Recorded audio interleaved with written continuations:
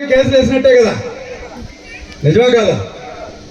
So ఆ విధంగా దరిద్రమైన పరిపాలన వాళ్ళ కార్యకర్తల నాయకులే జగన్మోహన్ రెడ్డి ప్రభుత్వం మీదే కేసులు వేశారు. మాకు బిల్లులు రావట్లేదు నాయన, మేము అప్పులు పాలైపోయాం, మేము రోడ్ల మీద పడిపోయాం, మేము ఈరోజు తాలిబొట్లు మా భార్య తాలిబొట్లు తెంచుకునే పరిస్థితికి ఏర్పడిపోయిందని చెప్పి జగన్మోహన్ రెడ్డి అప్పుడు కాంట్రాక్టర్లకు ఆపేసిన అప్పులు కూడా ఈరోజు చంద్రబాబు నాయుడు గారి ప్రభుత్వంలో వాళ్ళకు కూడా డబ్బులు ఇవ్వండి అని చెప్తా ఉన్నాడు.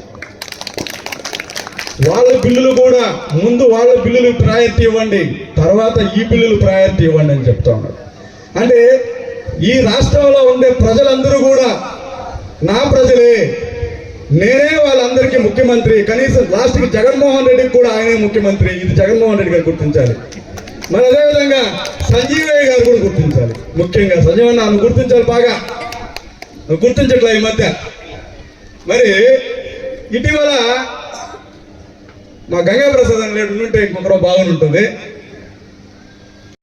10 సంవత్సరాల నుంచి నువ్వు ఎమ్మెల్యేగా ఉండవు, నీ వెనకనే తిరుగుతున్నా నేను కూడా 10 సంవత్సరాల నుంచి. ఆ ఎమ్మెల్యే ఏదానికి నువ్వు ఏ విధంగా ఎమ్మెల్యే అది అందరికీ తెలుసు. దుక్కి దున్నిందో కూడా నారు పోసిందో. నువ్వు గుంటకాడు నాకు మాధవ వచ్చి పండుగ 2014 ఇది. ఆ రోజు కష్టం చేసింది నెలవల సుబ్రహ్మణ్యం గారు. మాలాంటి నాయకులంతా ఆ పార్టీలో తీసుకొని వచ్చేసి జెండా జెండా జెండా జెండా పెంచుకుంటా పోయాడు నియోజకవర్గం మొత్తం. కానీ ఎక్కడ కూడా ఆయన నమ్మక ద్రోహం చేయలేదు పార్టీకి, కానీ ఆయనకు ద్రోహం చేసింది పార్టీ ఇలాంటి గుంటకాడి నక్కలను పెట్టుకొని. అయినా కూడా మమ్మల్ని ఎప్పుడు ఇబ్బంది పెట్టలేదు. ఆయన పార్టీకి ఆయన మనసు బాధ కలిగి ఆయన పక్కకు రావడం జరిగింది. ఆయన పక్కకు వచ్చాడు కాబట్టి నువ్వు 2014లో ఎమ్మెల్యే అయ్యావు. మళ్ళీ అధికార పార్టీ అధికారంలో కూడా ఇంకోసారి ఎమ్మెల్యే అయ్యావు. నేను అడుగుతున్నాను సంజీవయ్య గారు సూటిగా మిమ్మల్ని, మీరు గడప గడప అని తిరిగారు, కనీసం ప్రజలు ఒక పోలైనా ఏపీగలిగేవా? నువ్వు గడప గడప మా ప్రభుత్వం అని ప్రజలు అయ్యా మా ఇంటికి మాకు పోలు లేదయ్యా ఇక్కడ పోలు వేయండి అంటే నేను వెనక తిరిగా. నీకు ఎన్నో సందర్భాలు చెప్పి అయ్యా ఆడ పోలు వేయమంటున్నారయ్యా, ఆ పోలు మనం రాసుకున్నాం, ఆ పోలైనా వేయించాయంటే ఆ పోలు కూడా వేయించలేదు నువ్వు నియోజకవర్గంలో. మరి ఈరోజు మీరు మాట్లాడుతున్నారు, ఏ విధంగా మాట్లాడుతున్నారు? ఈ మధ్య వైఎస్ఆర్ జయంతి సందర్భంగా అనుకుంటా జయంతి చేసుకున్నాడు, జయంతి గురించి మాట్లాడాలి కానీ రాజకీయాల గురించి ఎందుకు మాట్లాడతావు నువ్వు? నాకు అర్థం కావట్లేదు. పిల్లకాక లోకేష్ గారు, నువ్వు వచ్చి ఆఫ్రికా కాకి, ఆఫ్రికా నుంచి వచ్చిన కాకి నువ్వు కదా. ముందు నీ పక్కన ఉండే కొంతమంది చిల్లర కాకులు ఉన్నారు, నీ పక్కన కొంతమంది చిల్లర కాకులు ఉన్నారు. ఆ కాకుల గురించి చూసుకో, నిన్ను ఎప్పుడెప్పుడు పరుస్తావని ఆల్రెడీ మొన్న పొడిచారు, మళ్ళీ ఇప్పుడు పరుస్తారు. మరి నువ్వు నెలవల విజయశ్రీ గారిని చిలక పలుకులు పలకబాక అంటావా? ఏమనింది ఆమె? ఒక మహిళ ఎమ్మెల్యే గురించి తప్పుగా మాట్లాడాడు. అయ్యా నువ్వు కూడా ఇద్దరు ఒక తండ్రివే, ఆ స్థానం ఆలోచించి నువ్వు కూడా దాన్ని ఖండించండి అని చెప్పారు. ఇంకేమైనా తప్పుగా ఏమైనా మాట్లాడారా? నువ్వేమంటావు మీడియాలో? ఎమ్మెల్యే మహిళ అయితే వాళ్ళ వ్యక్తిగత విషయాలు కూడా మాట్లాడొచ్చంట.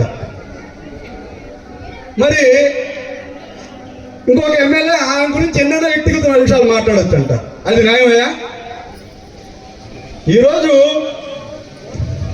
రాష్ట్ర మహిళలు అందరూ పాతాళానికి దొక్కారు మిమ్మల్ని. దేని తెలుసా?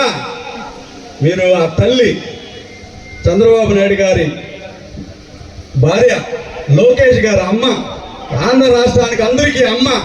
ఆ తల్లిని నిండు అసెంబ్లీలో అవమానించారు కాబట్టి మిమ్మల్ని మహిళలంతా పాతాళం కేసి దొక్కేశారు. ఇది గమనించట్లా మీరు మహిళల్ని గౌరవించారు కాబట్టి మీరు వీడియోలు తీయాలి, ఆయన పంపించాలి. విధంగా మీరు ప్రవర్తించారు కాబట్టి మహిళలందరూ కూడా మిమ్మల్ని పాతాళం దొక్కేశారు. మా అరుంధతి నేను 92,000 దొక్కింది కిందకి, 1,00,000 మెజార్టీ. నీ పక్కన ఉండే భజన పరులంతా కూడా నువ్వు ఎప్పుడు మీటింగ్ పోయినా నీ వెనక 1,00,000 మెజార్టీ 1,00,000 మెజార్టీ 1,00,000 మెజార్టీ 1,00,000 పోయింది కిందకి, పైకి రావాలి. సరేనా? అది నీ పరిస్థితి. మరి ఇసుకెత్తేస్తున్నారు, మట్టెత్తేస్తున్నారు అని మాట్లాడుతున్నాను.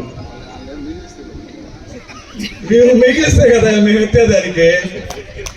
ఆడొక కిట్కో ఇళ్ళ కాడ కనీసం 10 కోట్ల రూపాయలు ఇసుకొనింది. సూలూరుపేట నాయకుడు వచ్చి ఎత్తేసాడు. దాన్ని నువ్వే సపోర్ట్ చేస్తుంది. ఆడున్న కమ్మి ఎత్తేస్తుంది, ఆడున్న సిమెంట్ ఎత్తేస్తుంది. సరేనా? మరి అక్కడి నుంచి ఆడ పక్కనే శిరసనపేట కొండ, ఆడ ఒక పశుపతి ఉన్నాడు. ఆ పశుపతి కాడ నుంచి ఆ కొండ ఎత్తిచ్చేస్తుంది. దాని అమ్మాతాడు లాస్ట్ ఆ దెబ్బకి ఆ కొండ ఎత్తేసిన తర్వాత నాయుడుపేట చుట్టుపక్కల 12 కిలోమీటర్ల భూకంపం కూడా వచ్చేసింది నీ దెబ్బకి. మీ నాయకులు, వైసీపీ నాయకులు చేసిన పనికి ఇవన్నీ నువ్వు మర్చిపోయి కనీసం లాస్ట్కి ఏట్లో ఇసుకెత్తే ఎద్దల బండ్లు అడిగాడు కూడా 30 రూపాయలు వసూలు చేస్తున్నావు కదా నువ్వు. ఈ రొట్టెకి కూడా మీ పాలక వర్గం వసూలు చేస్తుంది కదా. ఏట్లో ఇసుకెత్తే ఎద్దల బండ్లకు కూడా మీరే కదా ఆ పథకాన్ని ప్రవేశపెట్టారు. 30 రూపాయలు కట్టాలని చెప్పా. ఎద్దల బండోడు కాడ కూడా 30 రూపాయలు ఇప్పటికి మీ పాలక వర్గమే తీసుకుంటుంటే ఆ డబ్బులు దానికి లెక్కలే పక్కలే. కనీసం ఎద్దల బండోడు కాడ కూడా వదల్లా నువ్వు. మరేంది ఇంకా మా బిడ్డాడు చెప్పాడు ఏదో కరోనా టైంలో ఎంత వసూలు చేసావు భగవంతుడికి ఎరిగా. నువ్వు ఆ వాట అయ్యలేదంట ఆ పశుపతికి. నిన్ను నెల్లూరులో నిన్ను ఆడుకున్నాడు తెలుసా, వాట అయ్యలేదనే. ఇవన్నీ కూడా ఉన్నాయి. నువ్వు ఒకరి పక్క ఏళ్ళు పెట్టి చూపించేటప్పుడు నీ పక్క 4 ఏళ్ళు ఉంటాయి. జాగ్రత్త. ఎట్టంటే ఆడ మాట్లాడితే ఎట్ట. అంబేద్కర్ రాజ్యాంగం గారి గురించి మాట్లాడతాను.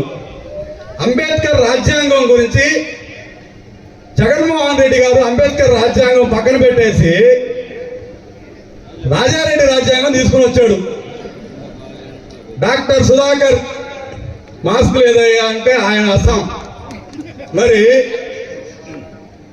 ఢిల్లీకి పోటు. మరి ఇన్ని పోట్లు పొడిచేస్తున్నారు మీరు. వాళ్ళ అమ్మకి తలపోటు. లాస్ట్కి వాళ్ళ అమ్మను కూడా గౌరవ అధ్యక్షురాల నుంచి కూడా దించేశారు. మళ్ళీ ఆడెత్తుకుని వెళ్ళిపోతారా అని చెప్పి. మీరు ఈ విధంగా మహిళల్ని అగౌరవ పరుస్తున్నారు కాబట్టి మీ బాధ భరించలేక జగన్మోహన్ రెడ్డి ఒక్క అవకాశం అని చెప్పి మిస్ ఇచ్చేశారు జనాలు. అక్కడి నుంచి జనాలకి రాష్ట్రానికి నరకం చూపించారు మిమ్మల్ని. నాయన మీతో పెట్టుకుంటే ఈ రాష్ట్రం బాగుపడదు అని చెప్పి పాదాలను నొక్కేసి మాట్లాడుకుంటే ఇంకా చాలా ఉంటాయి. టైం లేదు. మా సోదరు అక్కలంతా కూడా గబాన్ మాట్లాడిన పోయేటట్టున్నాను అనుకుంటారు. నువ్వు విజయశ్రీ చెల్లి గురించి మాట్లాడుతావు. చిలక పలుకులని నీ పలుకులు చాలా ఉన్నాయి. రోజా పూల తోటలు, మల్లెపూల తోటలు. ఈ రాజ్యాంగం ఆడ కూర్చొని నువ్వేదో సంజీవయ్య రాజ్యాంగం రాసినట్టు ఉన్నావు. జాగ్రత్త. మళ్ళీ అన్నీ కూడా బయట వస్తాయి. నువ్వు మా సోదరి గురించి ఏమన్నా మాట్లాడితే ఎక్కడ కూడా మా సోదరి అనవసరమైన మాటలు మాట్లాడదు. అదేవిధంగా నెలవల సుబ్రహ్మణ్యం గారు కూడా అనవసరమైన మాటలు మాట్లాడరు. నువ్వు అధికారంలో ఉన్నప్పుడు నెలవల సుబ్రహ్మణ్యం గారిని ఎంత కించపరిచి మాట్లాడావో నాకు తెలుసు, పబ్లిక్కి తెలుసు. కానీ ఎప్పుడు కూడా ఆయన మనసులో పెట్టుకొని ఎప్పుడు కూడా మిమ్మల్ని అడిగింది లేదు. ఆయన మానవత్వ ధర్మం అది. ఆయన మానవత్వ ధర్మం అలా ఉంది కాబట్టే నీ చిల్లర కాకుల వ్యవహారం నీ పక్కన జరుగుతుంది. గుర్తుపెట్టుకో. షట్టర్ వేసినావు ఇక్కడ, లేపితే ఆ చిల్లర కాకులు కూడా ఉండరు. నువ్వు అక్కడే. ఇది గుర్తుపెట్టుకో, సరేనా? అనవసరమైన మాటలు మాట్లాడి మళ్ళీ కూడా పాతాళంలోకి వెళ్ళిపోబాక. జాగ్రత్త. మళ్ళీ మాట్లాడితే నీతో ఇంకా కొన్ని ఉన్నాయి, సరేనా? మా భారతీయులు నీకు ఒక విషయం తెలుసా? పాకిస్తాన్ వాళ్ళు తీవ్రవాదులు వచ్చి మా భారతీయుల మహిళల తాలిబొట్లు తెంచారని చెప్పి వాళ్ళ భర్తను చంపి తాలిబొట్లు చెప్పారు. 2 మహిళలు పోయి వాళ్ళ అనుస్థావరాన్ని, పాకిస్తాన్ పోయి అనుస్థావరాన్ని ధ్వంసం చేశారు. అంత గొప్ప మహిళలు భారతీయులు. గుర్తుపెట్టుకో. మహిళల్ని ఏమైనా అంటే ప్రతి ఒక్క మహిళ ఒకటైపోతారు. మీ తొక్క తీసి నార పెరుగుతారు. గుర్తుపెట్టుకో సంజయ్. జాగ్రత్త. మహిళల గురించి మాట్లాడేటప్పుడు నోరు అదుపులో పెట్టుకొని మాట్లాడు. ఎమ్మెల్యే విజయశ్రీ గారు నిన్ను గౌరవంగా మాట్లాడింది, ఇది గుర్తుపెట్టుకో. బాగా నా వీడియో మొత్తం విను. తర్వాత నీ తూతాయిలతో ఈ పిచ్చ పని రెడీ, సరేనా? ఓకే జాగ్రత్త.